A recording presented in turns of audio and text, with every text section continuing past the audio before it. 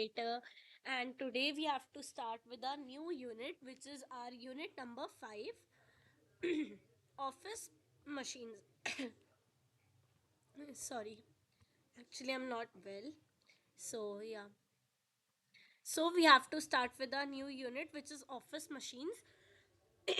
So the rapid increase in industrial technologies has given rise to use of office machines. तो जिस तरह से हमारी इंडस्ट्रियलाइजेशन इंक्रीज हो रही है, सो इंडस्ट्रियलाइजेशन इंक्रीज होने की वजह से हम क्या हमारे क्या यूजेजेस बढ़ गई हैं, ऑफिस मशीन्स की यूजेजेस इंक्रीज हो गई हैं, यूज इंक्रीज हो गया है. सो apart from this, with the advent of information technology, the paperwork has been considerably reduced.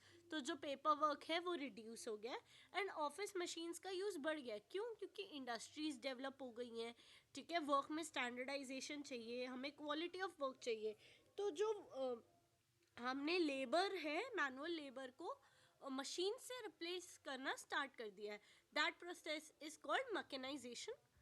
ठीक है. So what is the meaning of mechanisation? Mechanisation में be defined as replacement of manual labour by office machine. जैसे कि मैंने आपको बताया, labours को machine से रिप्लेस कर दिया. सो अब मशीन्स को हमने रिप्लेस कर दिया लेबर से. तो अब हम उससे हमें क्या क्या देखने को मिला? Saving of time. टाइम जो है हमारा सेव हो रहा है. ठीक है, मशीन्स नहीं है तो हमारा मशीन से सारा काम हो रहा है, तो टाइम जो है वो सेव हो रहा है. लेबर सेव हो रही है. ठीक है, ज़्यादा लेबर नहीं वर्क कर रही. एक्यूरेसी बढ़ रही है. ठीक है, काम ज़्यादा अच्छे से हो रहा है. मोनोटनी. अब इसमें बहुत लोग का डाउट आता है, रिडक्शन ऑफ मोनोटनी ये क्या होता है? सपोज एक लेबर है, उसका एक ही वर्क है कुरकुरे के पैकेट को सील करना. वो सील कर रहा है, कर रहा है, कर रहा है, कर रहा है, करे जा रहा है. अब वो थक गया. ठीक है, थक भी गया और बोर भी हो गया, बट उसको करना तो पड़ेगा to earn money. But bore तो वो फिर भी हो रहा है ना. तो रिपीटेटिव वर्क करते रहना से हर कोई बोर हो जाता है. अगर मशीन वो वर्क करे तो उससे हमारे बोर्डम में रिलीफ मिलता है. कम कम हमारा हमें बोरियत जो है वो कम फील होती है. ठीक है, मोनोटनी जो है वो कम फील होती है. नेक्स्ट इज फ्रॉड के चांसेस रिड्यूस हो जाते हैं.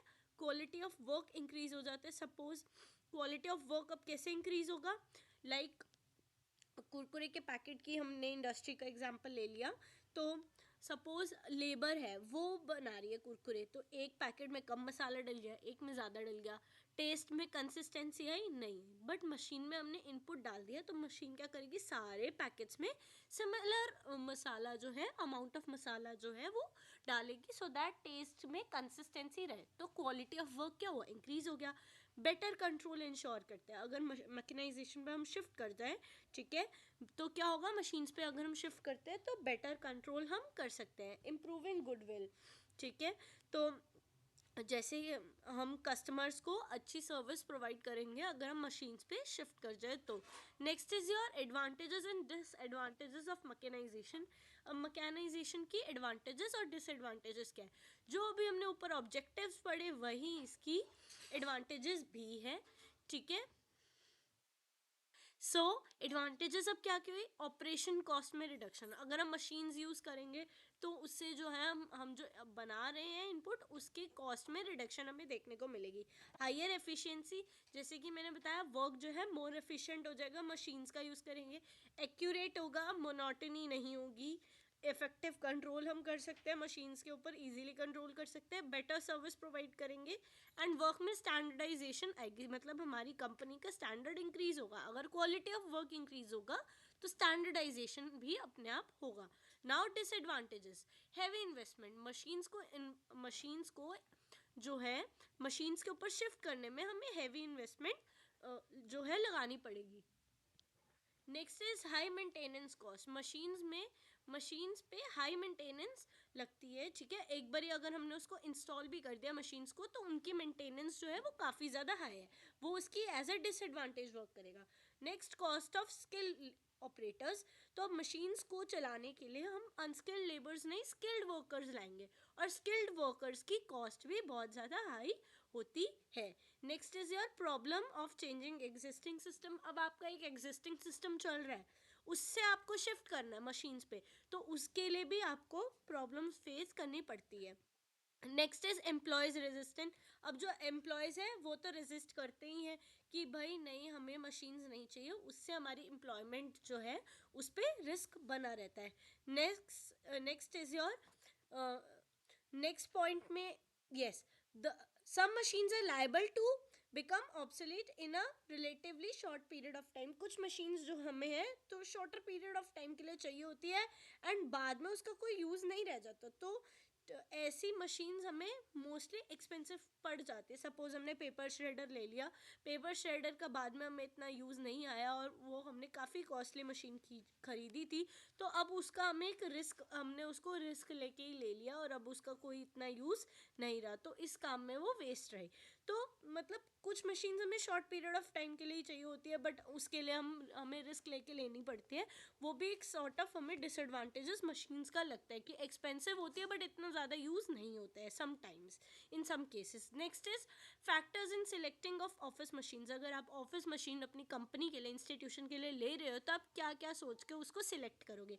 नेक्स्ट, ईज ऑफ ऑपरेशन, उसको ऑपरेट करना ईजी हो, ज़्यादा टफ ना हो, ठीक है, ड्यूरेबल हो, ठीक है, ज़्यादा टाइम तक चले, फ्लेक्सिबल, एक ही मशीन डिफरेंट डिफरेंट वर्क कर दे आपके लिए, वो उससे अच्छा क्या होगा, पोर्टेबिलिटी, ईजीली कहीं पे भी हम उसको लेके जा सके, एडेप्टेबिलिटी, अगर आप अपना सिस्टम एक सिस्टम से दूसरे सिस्टम पे शिफ्ट कर रहे हो तो मशीन इतनी अडेप्टेबल हो कि एक सिचुएशन से दूसरी सिचुएशन में या एक सिस्टम से दूसरे सिस्टम में ईजीली अडेप्ट कर ले। नेक्स्ट, सर्विस, उसकी सर्विस के लिए हमें ज़्यादा दूर ना जाना पड़े, उसकी अच्छे से रिपेयर हो जाए, सारे पार्ट्स अवेलेबल हो, ऐसी मशीन्स हमें ढूंढनी चाहिए, ठीक है, जिसकी सेल सर्विस लोकली और इमीडिएटली अवेलेबल हो। Next is operating cost, if the machine is in operation it's operating cost should be minimum. अगर उसको हम मशीन की कुछ ऑपरेटिंग कॉस्ट है तो उसकी ऑपरेटिंग कॉस्ट मिनिमम होनी चाहिए, ऐसी मशीन हमें ढूंढनी चाहिए। और कैसे सप्लायर से लेनी चाहिए, जिसकी रेप्यूटेशन काफ़ी अच्छी हो, हमें ऐसे सप्लायर से मशीन्स जो है अपने ऑफिस के लिए परचेज करनी चाहिए। Next is kinds of office equipment and machine. अब हमारे ऑफिस में कैसी कैसी मशीन्स हम देखते हैं। कॉपिंग मशीन, कॉपिंग कॉपी करने के लिए हमें क्या क्या मशीन्स जो है अवेलेबल होती हैं। First is your photo कॉपिंग machine, next is your digital कॉपिंग machine, ठीक है, फर्स्ट थी हमारी photo कॉपिंग machine, next is digital कॉपिंग machine. Photo copy या जेरोक्स कॉपी हमें पता ही है, फोटो कॉपी करने के लिए चाहिए होती है, और क्यों चाहिए होती है, जब सिमिलर वर्क सब में डिस्ट्रीब्यूट करना है, सपोज स्कूल में सर्कुलर डिस्ट्रीब्यूट करना है, तो एक सर्कुलर के वो जो भी है, जितनी भी एम्पल नंबर ऑफ कॉपीज हमें चाहिए वो हम प्रिंट करवा लेते हैं with the help of photocopy. Next is your digital copying machine. Digital copying machine scan the text, वो text को scan करते हैं, image and images, text और images को scan करते हैं, जिससे वो digital data and printing documents बनाती है, create करती है। and इस मशीन में कौन सी टेक्नोलॉजी यूज होती है, ऑप्टिकल एंड लेंस टेक्नोलॉजी, ठीक है। नेक्स्ट इज जो है फोटोकॉपिंग मशीन के एडिशन में ये मशीन आपको फैक्सिंग, प्रिंटिंग और स्कैनिंग की भी जो है सर्विस जो है हम देखने को मिलेगी डिजिटल कॉपिंग मशीन में। फैक्स भी, प्रिंट भी, स्कैन भी हम कर सकते हैं। Next is your accounting machine. अब जो अकाउंट्स में हेल्प करे, हमें अकाउंटिंग में हेल्प करे, that is your accounting machine. उसके क्या क्या टाइप है, एडिंग एंड कैलकुलेटिंग मशीन, ठीक है, जो कैलकुलेटर्स होते हैं वो हो गया, ठीक है, प्लस करना, माइनस करना, वेज कैलकुलेट करना, जितने भी सारे कैलकुलेटिंग वाले वर्क्स हैं वो एडिंग एंड कैलकुलेटिंग मशीन से होते हैं। Next is your book keeping machine. Suppose book keeping machine में क्या होता है, जैसे आपकी कोई जर्नल है, कोई लेजर है या कोई कैश बुक है, उसमें आपकी डेबिट और क्रेडिट की एंट्री करनी है, डिफरेंट डिफरेंट एंट्रीज होती है, किसने क्या डेबिट हुआ, क्या क्रेडिट हुआ, तो आप उस मशीन में अपनी कैश बुक रख दो और वही आपको सारी एंट्रीज प्रिंट करके दे देगी। Next is your cash register. Cash register क्या करता है, आपको उसके अंदर रोल पेपर डाला होता है और वो आपको बिल प्रिंट करके दे देते हैं, जैसे हम देखते ही हैं, ठीक है, कैश रिसीप्ट आपको प्रिंट करके दे देता है।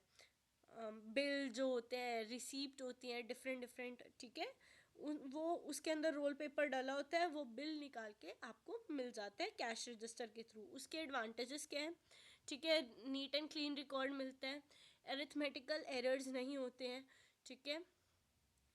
Any time total amount of sale can be known, जब भी हमें सेल का टोटल अमाउंट चाहिए कभी भी मिल सकता है, फ्रॉड नहीं हो सकता, डुप्लीकेट कॉपी नहीं चाहिए होती, ये इसके एडवांटेजेस है।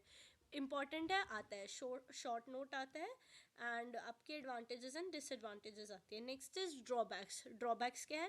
Correction of error is difficult. अगर आप कुछ कर रहे हो, लाइक आपका बिल आ गया है, सपोज ये बिल आ गया एंड वैसे तो एरर होता नहीं है, बट व्हाट इफ एरर है कोई अगर, तो उसको करेक्ट करना डिफ़िकल्ट है, ठीक है। एंड समटाइम्स इस रिसिप्ट में जो डिटेल्स हमें चाहिए वो कंप्लीट डिटेल्स अवेलेबल नहीं होती। Next is your electronic check writer. Check writer में क्या होता है, आपका डेट एंड टाइम और अमाउंट जो है वो लिख के चेक में दे देता है। चेक राइट करने का काम ही होता है चेक राइटर का, ठीक है। As its name shows us कि इलेक्ट्रॉनिक चेक राइटर में का वर्क क्या होगा। Next is note counting and fake note detecting machines. Suppose bundles and bundles of notes, एक ऑर्गेनाइजेशन की ट्रांजेक्शन होती ही होती है, ठीक है।